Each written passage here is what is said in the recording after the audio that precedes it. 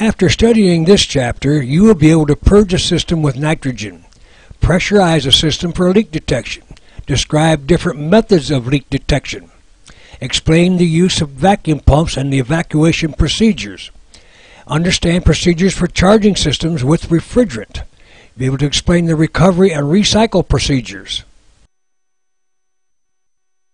Nitrogen and carbon dioxide are inert, meaning they do not support combustion. They are high-pressure gases used to purge the system while brazing or pressurize the system for leak detection.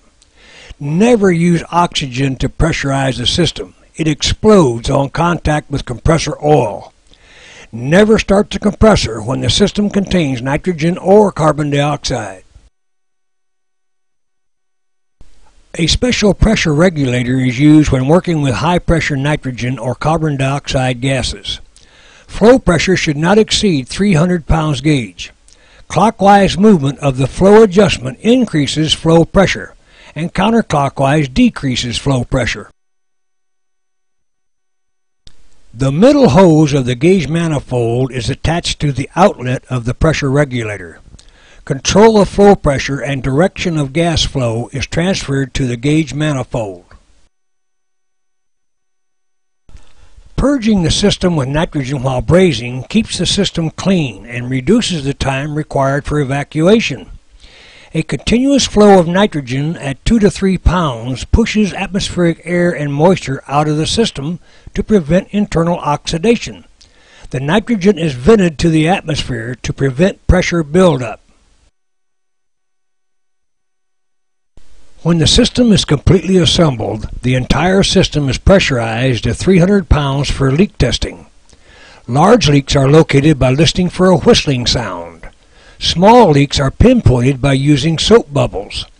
The nitrogen is released to the atmosphere when all leaks are located and repaired. A dauber or squirt bottle makes a handy soap dispenser for leak detection. Be generous with the solution and allow time for the small bubbles to appear. A concentrated dishwashing liquid works fine when diluted with equal parts of water. The bubble test is the #1 method for leak detection, but adequate system pressure is required to blow bubbles. The halide torch is a sensitive refrigerant leak detector. It does not detect nitrogen or carbon dioxide. The blue flame draws air and refrigerant from the suspected leak site up the sniffer hose and into the flame. When burning refrigerant in the presence of copper, the flame color changes from blue to green.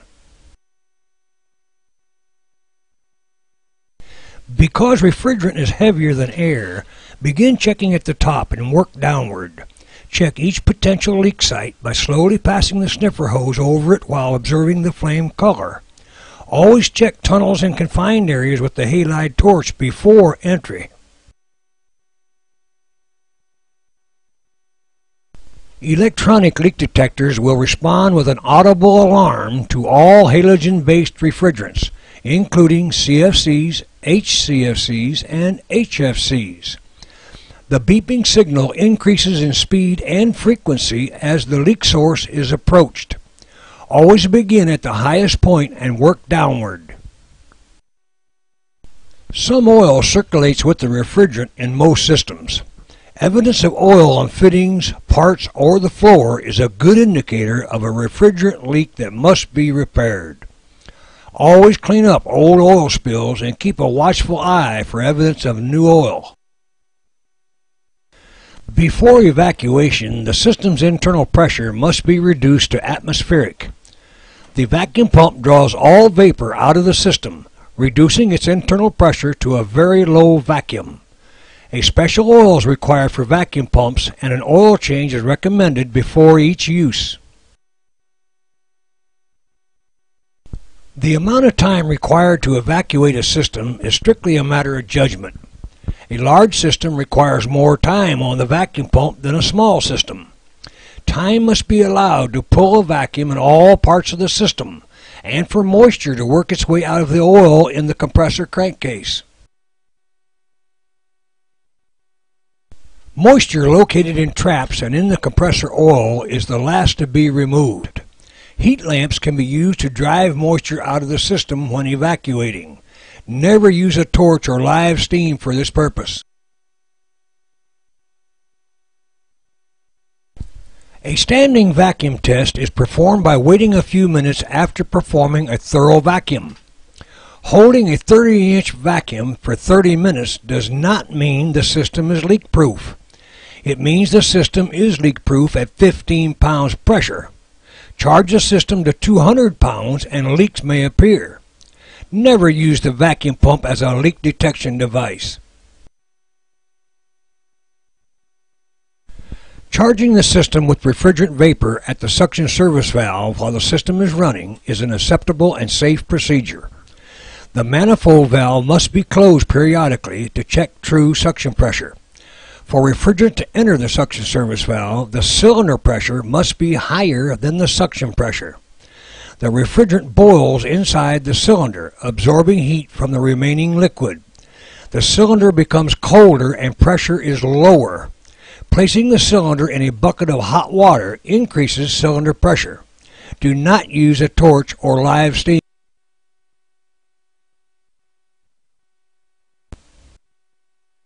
Charging by the sight glass is an acceptable procedure if done properly.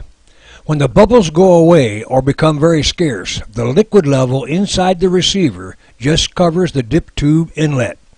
More refrigerant is required to bring the liquid level in the receiver up to about 1/4 to 1/3 full. This extra refrigerant is normally a judgment call and not critical. Use care not to overcharge. The system data plate discloses important information. When the refrigerant and exact amount of charge is known, the technician can weigh the refrigerant into the system.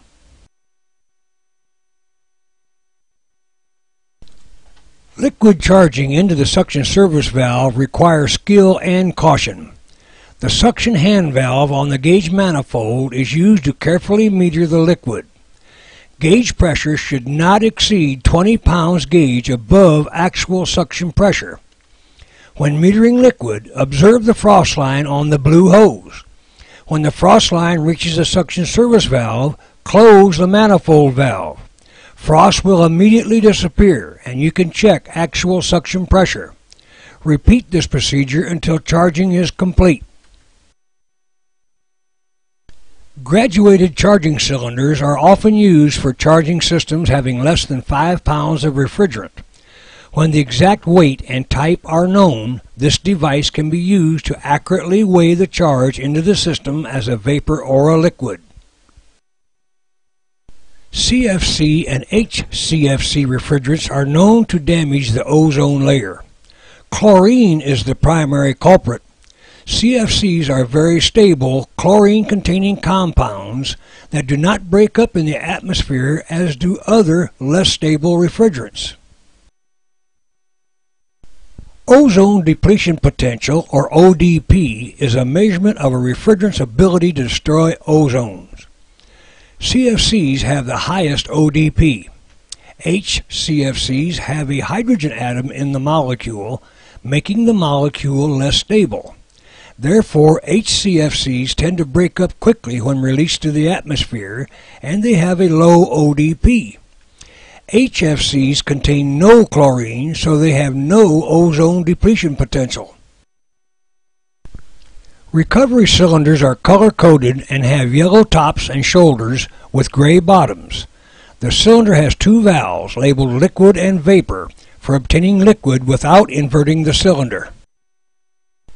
Recovery equipment is designed to remove refrigerant from a system and transfer the liquid to a refillable cylinder. When repairs are completed, the refrigerant may be returned to the system. This recovery procedure is mandated by federal law to prevent release to the atmosphere. Refrigerant recovery is accomplished by connecting the gauge manifold to the suction and discharge service valves, then connecting the middle or yellow hose to the recovery unit. The recovery unit is then turned on. The recovery cylinder is normally placed on a scale to prevent overfilling.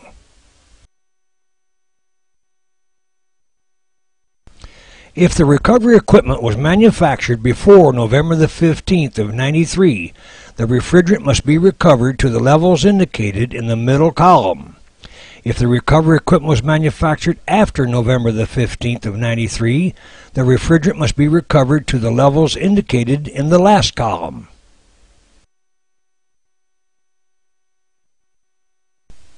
After a pump down to capture liquid in the receiver inlet service valve must be closed. Vapor trapped in the condenser and hot gas discharge line must be removed by the recovery method. Repairs can then be performed on either side of the system. This slide illustrates the passive recovery method for capillary tube systems when the compressor is not operating. Saddle valves are installed on both sides of the system. Connect the hoses and open both saddle valves. Refrigerant will migrate and condense inside the cold recovery cylinder. This method recovers about 80% of the system refrigerant and is EPA approved. This slide illustrates the passive recovery method for a capillary tube system with the compressor operating. A saddle valve is installed on the high pressure side only. The cold recovery cylinder will condense about 90% of the system refrigerant. This procedure is EPA approved. Active recovery involves using a self-contained, independent recovery system. Refrigerant is withdrawn from the refrigeration system as a vapor, condensed to a liquid, and then stored in a refillable cylinder. Always use a scale to prevent overfilling the cylinder. The refrigeration compressor does not operate during the recovery procedures.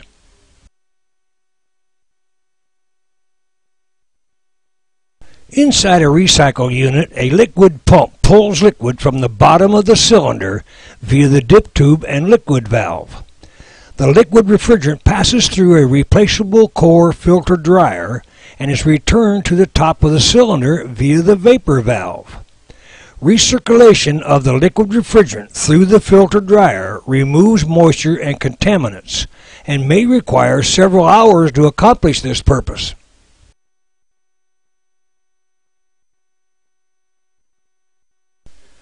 A recycle unit uses a pump to draw liquid refrigerant from the bottom of the cylinder and circulate it through a replaceable core filter dryer to remove moisture and contaminants from the refrigerant.